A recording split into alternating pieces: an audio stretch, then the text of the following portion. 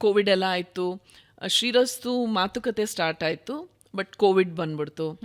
ಆಮೇಲೆ that 1 year ಏನೂ ನಡೀಲಿಲ್ಲ. ಆಮೇಲೆ ತಿರ್ಗಾ ಸ್ಲೋ ಆಗಿ ಪ್ರಾಸೆಸ್ ಸ್ಟಾರ್ಟ್ ಆಯಿತು.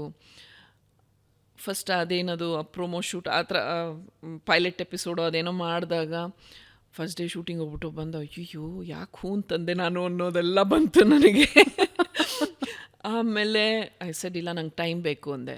ನಾನು ಅಂದ್ಕೊಂಡೆ ಅವ್ರು ಟೈಮ್ ಬೇಕು ಅಂದರೆ ಅವ್ರ ಕಾಯೆಲ್ಲ ಇದು ಮಾಡ್ತಾರೆ ಅಂತ. ಎಲ್ಲ ಒಪ್ಕೊಂಬಿಟ್ರು. ಅಯ್ಯೋ ದೇವ್ರೆ ಇದೇನಿದು ಅಂತ. ಆಮೇಲೆ ತಿರ್ಗಾ ಅದು ಪ್ರೊಮೋ ಶೂಟ್ ಎಲ್ಲ ಸ್ಟಾರ್ಟ್ ಆಯಿತು. ಆ 1 ವಾರ ಶೂಟ್ ಮಾಡಿದಾಗ ಐ ವಾಸ್ ವೆರಿ ಅನ್ಕಂಫರ್ಟಬಲ್. ಸಡನ್ನಾಗಿ ಟೈಮಿಂಗ್ಸು, ಆಮೇಲೆ ಅಫ್ಕೋರ್ಸ್ ಸಿನಿಮಾ ಶೂಟಿಂಗು ಸೀರಿಯಲ್ಗೂ ತುಂಬ ವ್ಯತ್ಯಾಸ ಇರುತ್ತೆ. ಎಲ್ಲ ಬೇಗ ಬೇಗ ಬೇಗ ಆಗ್ತಾ ಇರಬೇಕು, ಕೂತ್ಕೊಳ್ಳೋಕೆ ಪುರ್ಸತ್ತಿಲ್ಲ. ಹಿಂಗೆ ಕೂತ್ಕೊಳ್ಳೋದ್ರೆ ಮತ್ತೆ ರೆಡಿ ಅಂತಾರೆ. ಇದು ಏನಪ್ಪ ಅಂತ was actually not at all comfortable.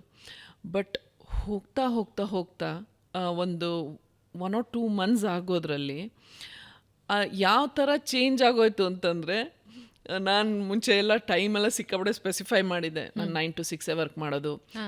First 1-2 ತಿಂಗಳು 5:30 ಹೇಳಕ್ಕೆ ಶುರು ಮಾಡ್ತಿದ್ದೆ. ಮ್ಯಾನೇಜರ್ ಕರೆಯೋದು, 5:30 ಆಯಿತು ನಾಪ್ಕ ಇದೆ ಅಲ್ವಾ ಅಂತೆಲ್ಲ. ಆಮೇಲೆ ನೀವು ಹೋಗಿ ಪರವಾಗಿಲ್ಲ ಮಾಡ್ಕೊಳ್ಳಿ ಅಂತ ನಾನೇ ಅಂತಿದ್ದೆ. ಕೊನೆಗೆ ಹಂಗೆ ಆಗೋಯ್ತು. So it definitely gave me a new lease of life